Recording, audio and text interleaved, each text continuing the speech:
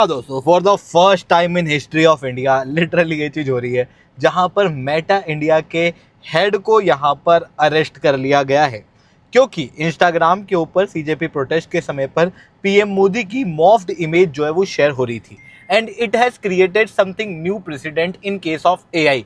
क्योंकि अभी तक क्या होता था, जो नॉर्मल केसेस हैं जिसके अंदर हम जो पोस्ट वगैरह करते थे, इन पोस्ट के अंदर क्या होता था कि अगर मान लो कोई सा ऐसा पोस्ट है जो गड़बड़ है या क्रिमिनल है या फिर जो इलीगल है, तो उस पोस्ट के डलने पे जो मेन अथॉरिटी होती थी जिसके ऊपर सवाल उठते थे, जो सारे केस के अंदर सारी चीज़ें झेलता था, वो एक इंडिविजुअल होता था। क्योंकि सीधी चीज़ है कि जो आईटी एक्ट है वो इन सारे प्लेटफॉर्म्स को इंटरमीडिएटरी मानता है।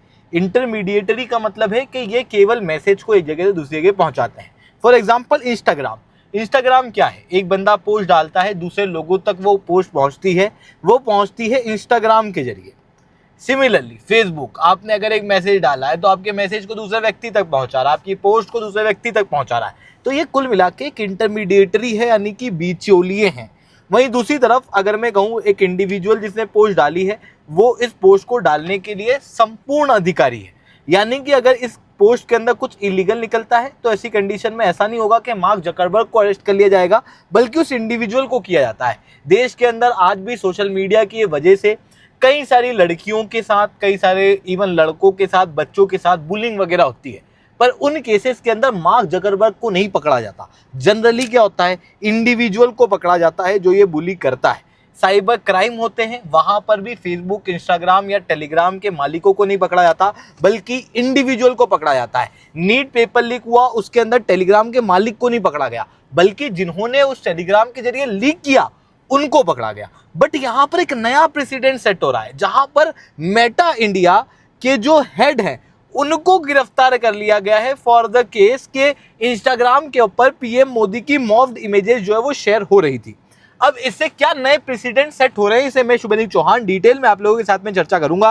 बट उसके पहले अगर आपको यूपीएससी सीएससी की तैयारी करना है, इंडिया के टॉप एजुकेटर्स से अनअकैडमी के ऊपर पढ़ना है, it's the right time. You can join us, you can use the code SRC10। SRC10 code का यूज करने के बाद में अनअकैडमी के सब्सक्रिप्शन के ऊपर आपको 60% तक का डिस्काउंट मिलेगा।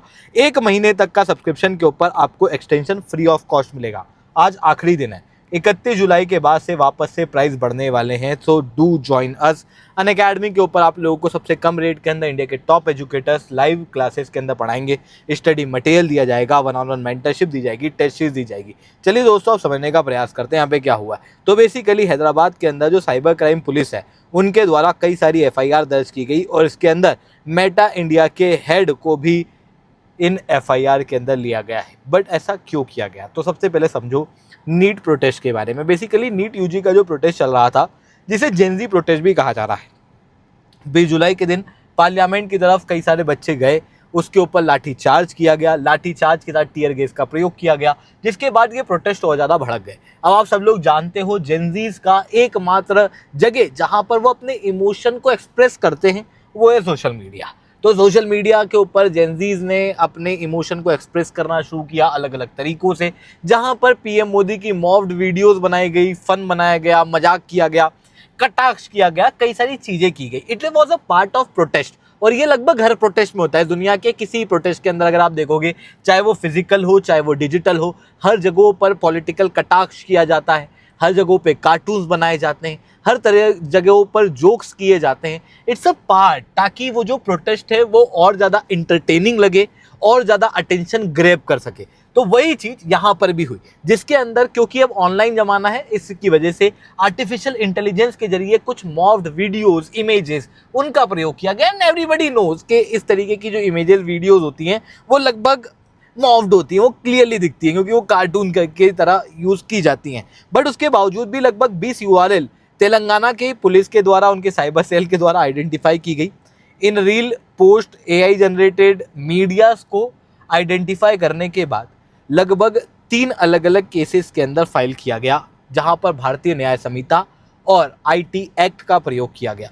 और इन एक्ट का प्रयोग करने के बाद में फाइनली यहाँ पर क्या हुआ है कि केस दर्ज करा दिया गया है कई सारे लोगों के खिलाफ भी, और उसके साथ में एक बहुत बड़ी चीज़ मेटा AI के हेड के साथ में भी। अब जैसे ही ये चीज़ हुई उसके बाद में सबसे पहले आर्टिकल 19 क्लॉज 1 क्लॉज ए की बात आने लगी कि right to freedom of speech and expression क्या लोगों के पास में नहीं है। तो दूसरी तरफ जो लोगों ने ये सारी चीज़ें की हैं, जिन्होंने ये एफआईआर दर्ज कराई हैं, उनका कहना ये है कि पब्लिक ऑर्डर, सोवेनिटी, डिसेंसी और मोरालिटी को मेंटेन करने के लिए reasonable restriction right to freedom of speech and expression के ऊपर लगाई जा सकती है। बट आई डोंट थिंक ये डिसेंसी या मोरालिटी को कहीं भी वॉयलेट कर रहा था। फिर दूसरी तरफ डिसेंट और डिजिटल मिसकंडक्ट का भी एक बड़ा केस आता है। एक तरफ जो बच्चे हैं उनका कहना ये है कि हम डिसेंट कर रहे थे, जंतर मंतर के ऊपर जो धर्मेंद्र प्रधान का रेजिग्नेशन लिया जा रहा था, हम मांग कर रहे थे कि हमें जो नॉर्मली चीज़ चल रही है उससे अलग कुछ चाहिए। बट जिन लोगों ने यहाँ पर ये एफआईआर दर्ज कराई है उनका कहना यह है कि this are AI manipulated, this are morphed, ये सोशल मीडिया के ऊपर एज अ वेपन की तरह यूज़ हो सकती है, मिस इन्फॉर्मेशन जो है वो कैरी आउट की जा सकती है। ये चीज़ यहाँ पर करते हुए ये केस जो है वो दर्ज किया गया।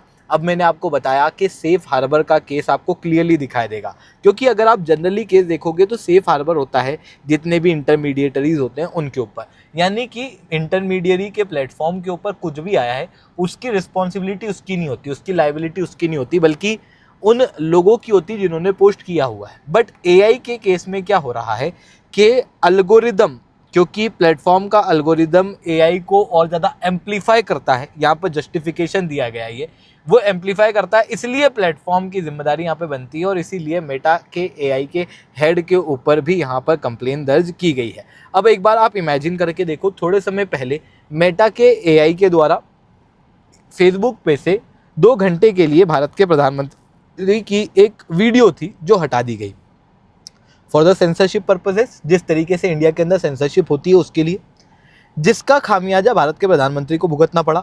फिर उसके बाद में ऑब्वियसली मैती के द्वारा इंटरवीन करना पड़ा, समन करना पड़ा मेटा को, और फिर फाइनली मेटा ने उस चीज़ के लिए सॉरी कहा और कहा कि हम हमारे सिस्टम के अंदर ठीक करेंगे, इस तरीके से जो कंटेंट है उसको हम लोग जो फेमस लोग हैं उनके अचानक से नहीं हटाएंगे, उसके लिए एक सेपरेट प्रोसीजर की जाएगी। तो वहीं दूसरी तरफ जो नॉर्मल लोगों के द्वारा एआई जनरेटेड वीडियोस क्रिएट की गई हैं उनके ऊपर यहाँ पर केस दर्ज करना शुरू कर दिया गया है। बट बात एक और यहाँ पर यह भी आती है कि अगर एआई जनरेटेड कटाक्ष, मजाक अगर गलत है तो फिर मीडिया के द्वारा जनरेट की गई मिस इन्फॉर्मेशन, फेक इन्फॉर्मेशन कितनी ज़्यादा गलत होनी चाहिए, क्योंकि मीडिया तो बार बार कह रही थी कि इन प्रोटेस्ट के अंदर फॉरेन फंडिंग का हाथ है, पर एमईए के द्वारा क्लियरली ये बात कही गई है कि अभी तक फॉरेन फंडिंग जो है उसकी चीज़ यहाँ पर क्लियर हुई नहीं है।